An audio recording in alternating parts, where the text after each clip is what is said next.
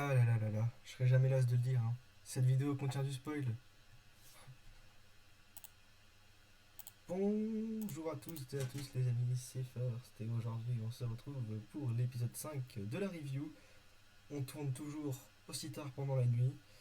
Euh, En même temps, il faut bien que je prépare la vidéo, il faut qu'elle sorte tout à l'heure. Mais bon, assez parlé de ce que je fais. Aujourd'hui, on se retrouve pour parler de No Game No Life, comme vous l'avez vu dans le titre, dans la miniature et comme vous le voyez à l'écran. Je vais arrêter de vous prendre pour des abrutis, vous savez de quoi on va parler aujourd'hui. Alors, No Game No Life, No Game No Life, pas de jeu, pas de vie, pour les non-anglophones. Bon, ok, d'accord, j'arrête de vous prendre pour des cons. Information générale concernant l'anime, comme d'habitude, on va s'attarder quelques secondes dessus. No Game No Life est un animé d'une saison de 12 épisodes. C'est très court. C'est le premier animé dans ces reviews qui est aussi court. D'ailleurs, vous le voyez au niveau des dates, il n'y a qu'une seule date, du coup, c'est assez impressionnant. Les informations sont assez. Il y en a assez peu par rapport à ce qu'on avait dans les autres vidéos. Par exemple, des animés à 4 saisons comme Sao ou ce genre de choses. Moi personnellement j'ai vu la VF, mais je sais qu'évidemment elle existe dans les deux versions. L'animé date de 2014 et c'est un gamble. Si vous ne savez pas ce que c'est qu'un gamble, c'est un concept que j'ai inventé moi-même et je vous explique tout dans la vidéo des types d'animés selon moi, donc allez la voir si vous ne comprenez pas ce terme. Et j'ai vu cet animé pour la première fois et pour la seule fois d'ailleurs pour l'instant en juin 2010. Alors, No Game de Life, No Game de Life, No Game de Life. Ça va pas être une vidéo très longue, hein, je vous préviens. Il n'y a pas énormément de choses à dire sur No Game de Life. En même temps, l'animé est tellement court que. euh, vous voulez pas faire une saison 2 s'il vous plaît euh, euh, qu'on va pas avoir grand chose à en dire. Mais on va quand même analyser un petit peu. Alors, No Game de Life, No Game de Life, No Game de Life. Qu'est-ce que j'ai aimé dans No Game de Life? Vous voyez, à l'écran, il n'y a que 4 points positifs. Et rassurez-vous, il n'y a pas plus de points négatifs. Vous allez voir, c'est vraiment tellement court qu'il n'y a pas grand chose à dire. Alors, du coup, ce que j'ai beaucoup aimé, c'est la fraternité entre Sora et Shiro. Pour l'instant, dans les reviews d'animé, on n'a pas encore réellement eu de duo ou de trio, ou voire plus, de frères, ou de frères et sœurs, ou de sœurs, aussi marquants que Sora et Shiro. On a eu par exemple le Lelouch et Nanali, mais c'est pas pareil, parce que l'un dépend de l'autre. Là, ici, les deux ont une force mentale très très forte et une capacité de déduction incroyable. Pourtant, il y a quand même une sacrée différence d'âge entre les deux, et aussi une sacrée différence de maturité entre les deux.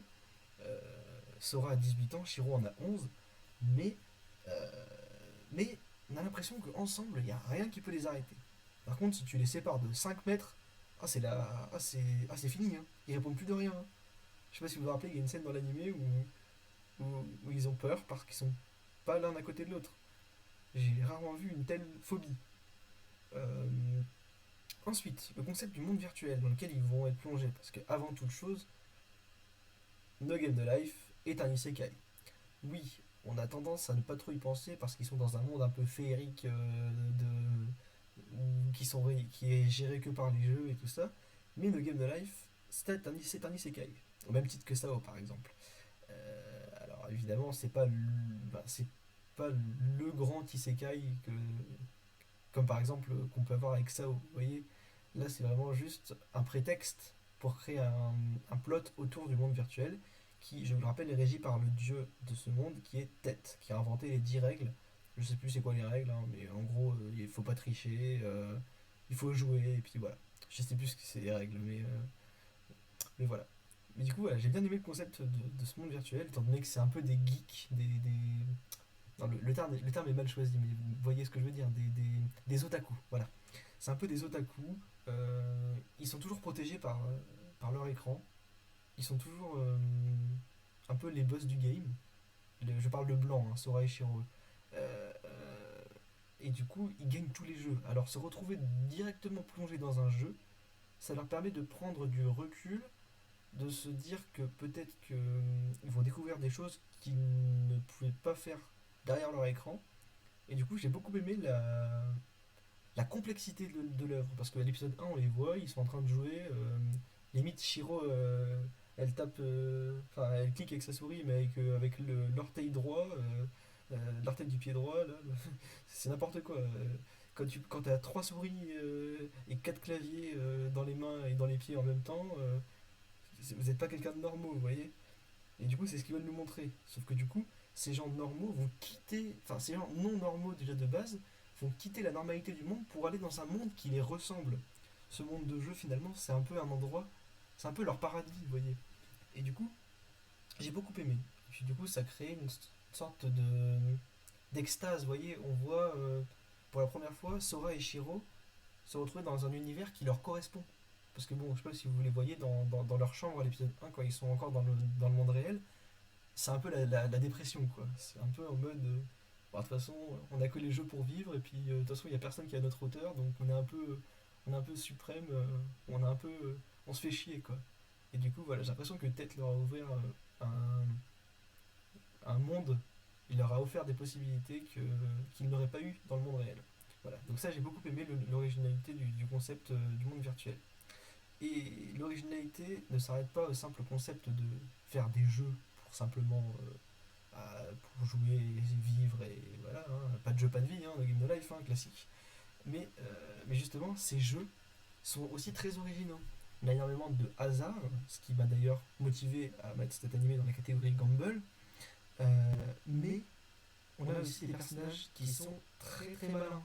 Des personnages comme Sora et Shiro qui ont des capacités de jeu. Et là, on voit justement que c'est pas simplement des otaku qui savent cliquer sur une souris et taper sur un clavier. Là, on voit vraiment toutes leurs capacités se développer pour essayer au maximum de se faciliter la victoire. C'est pas simplement se garantir la victoire, c'est se garantir la victoire en passant par le chemin le plus simple pour y arriver. Tout en évidemment tournant en ridicule au maximum leurs adversaires. Ça c'est vraiment incroyable. Le jeu d'échecs, grandeur nature, il était incroyable. Il y a un moment donné, je sais plus trop comment ça se passe, mais il y a une blague entre Sora et un personnage secondaire sur un oiseau. Et il se joue du personnage, mais c'est incroyable. Vraiment, je regarde l'animé, mais il est vraiment fou cet animé sur le concept de jeu et aussi le concept avec lequel Blanc arrive, la facilité avec laquelle Blanc, donc Blanc, Sora et Shiro évidemment, pour ceux qui n'ont pas compris, arrive à se déjouer des règles et à les contourner sans évidemment se faire découvrir parce que sinon ils auraient perdu. C'est con, ce serait dommage. Voilà, du coup, c'est à peu près tout ce que j'allais dire sur les points positifs. Vous voyez, c'est un peu court, mais bon, ça va de pair avec la tête de l'animé. Et on va parler tout de suite des points négatifs. Et vous allez le voir, il n'y en a pas énormément plus. Vous voyez, je pense que le gros coup de gueule qu'on peut avoir sur cet animé, et qui risque, à mon avis, de vraiment de me faire des déçus, je pense pas que moi, c'est le final. Alors, le final. Je, excusez-moi, je bégaye. Ne me faites pas dire ce que j'ai pas dit. Je vais m'arrêter dessus. Le final, pour moi, il est mauvais. Certains peuvent trouver le final bon. Je pourrais comprendre. Il y a des arguments à donner. Dans cette battle finale où ils sont dans une espèce de grand jeu de grandeur nature avec le but c'est de battre leurs adversaires. Enfin bref, je ne me souviens plus exactement du final. Enfin bref, je veux dire, c'est un jeu comme un autre. On pourrait s'attendre à quelque chose de plus grandiose comme final. Non, plus sérieusement, moi j'aimerais comprendre pourquoi l'animé s'arrête comme ça sans réellement, en queue de poisson, vous voyez, sans réellement nous mettre un final. Alors, la raison pour laquelle enfin, qu'on pourrait trouver pour répondre à cette question, c'est qu'on aurait potentiellement droit à une saison 2. Mais bon, les studios n'ont pas l'air chauds pour sortir la saison 2. Les meilleurs estimateurs sont plutôt pessimistes quant à la sortie de la saison 2. Et la saison 1 date de 2014, mais en 2020, ça fait déjà 6 ans. Donc, on a très peu de chance d'avoir une saison 2 pour cet animé. Je préfère comment dire, ne pas vous mettre de faux espoirs. Mais bon, de manière générale, je pense que vous saviez bien avant de regarder cette vidéo que No Game No Life saison 2, c'était quasiment sûr 100% que c'était le premier. Du coup, après ce gros coup de gueule, on peut s'arrêter rapidement sur les personnages de Stéphanie et Jibril. Bon, bah, des personnages fillers, hein. Stéphanie, c'est une quiche. Elle est capable de perdre Pierre Fessino alors que Sora lui a dit qu'elle allait faire Pierre, mais bon, bref. Passons.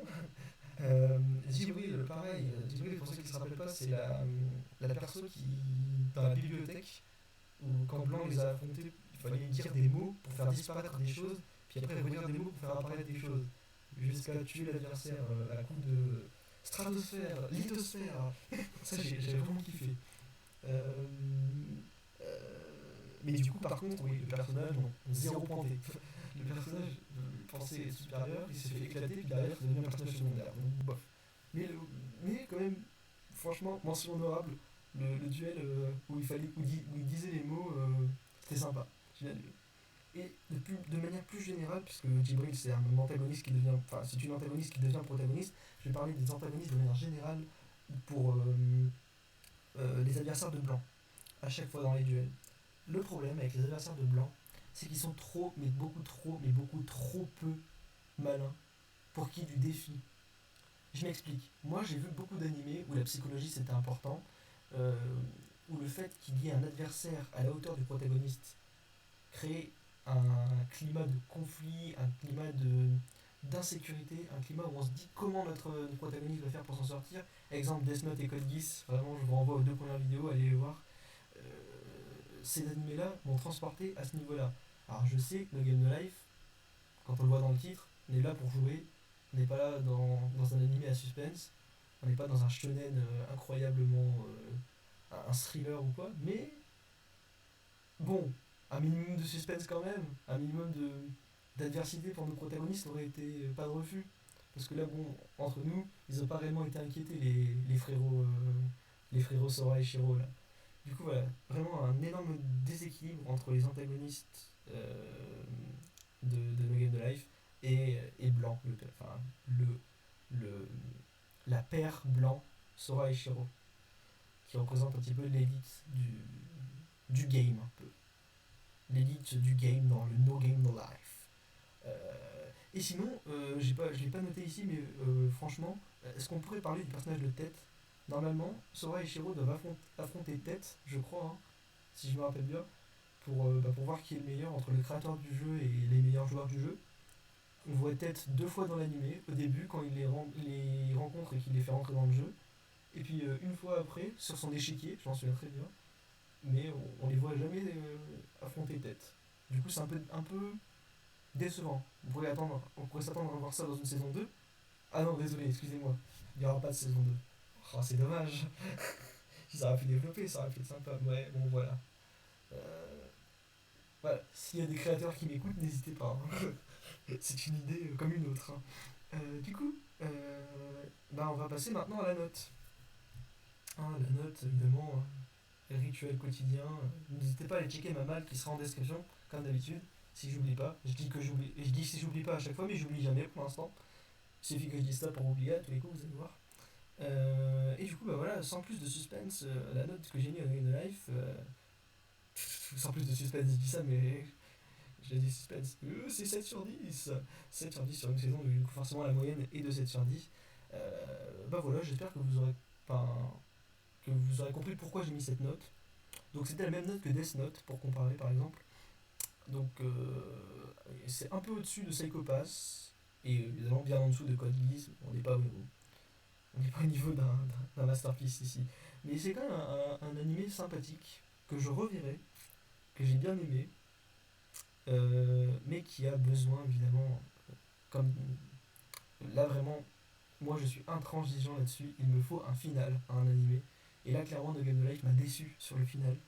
Et sur le contenu, je trouve que No Game No Life a un bon concept, mais il manque clairement du contenu. Il manque des, des exemples. Enfin, je veux dire, les jeux, il y en a eu pas mal, mais il nous manque des exemples de jeux plutôt serrés. Vous voyez, là, le jeu laissait toujours, enfin, laissait jamais place au doute. On avait toujours un Sora et une Shiro qui étaient au-dessus. Alors, à la fin, il y a quelques hésitations avec Shiro qui commence à perdre la mémoire et à oublier qui est Sora. Ou l'inverse, je sais plus, Sora qui oublie qui est Shiro, enfin bref, et qui disparaît, ou je sais plus. Mais enfin bref, c'est quand même vraiment unilatéral, voilà. C'est ça le problème, c'est que c'est beaucoup trop unilatéral. Voilà, c'est pour ça. Je tenais donc voilà, à préciser pourquoi ma note est un peu plus basse que Sao par exemple, mais un peu plus haute que Psycho Pass, et aux alentours de la note de Death Note. Voilà, donc voilà, vous voyez, ça fait 7. C'est la note vraiment que je mets à No Game No Life parce que je pense que ça mérite un 7. Avant de terminer la vidéo, ne partez pas, ne vous en allez pas comme des voleurs. Nous allons, enfin, je vais me permettre de faire euh, une petite dédicace à un ami à moi qui s'appelle Anatole et qui m'a fait cette magnifique bannière sur la chaîne YouTube. Tu te reconnaîtras parce que tu vas être, à mon avis, le seul à voir cette vidéo parce que j'ai pas d'amis. Non, excuse, non, je vais arrêter les conneries. Enfin bref, merci Anatole pour cette bannière, elle est vraiment magnifique. Euh, et puis voilà, j'ai rien d'autre à rajouter. Merci à tous d'avoir suivi cette vidéo. N'hésitez pas à laisser votre avis, que ce soit en pouce bleu ou en commentaire. N'hésitez pas à vous abonner. N'hésitez pas à commenter. J'ai déjà dit ça, hein, ouais. N'hésitez pas à partager. Et puis on se retrouve demain pour la suite de la série du Shoirane avec un nouvel épisode. Et après-demain pour une nouvelle review, ce sera la numéro 6. Merci à tous d'avoir suivi. Allez, ciao ciao.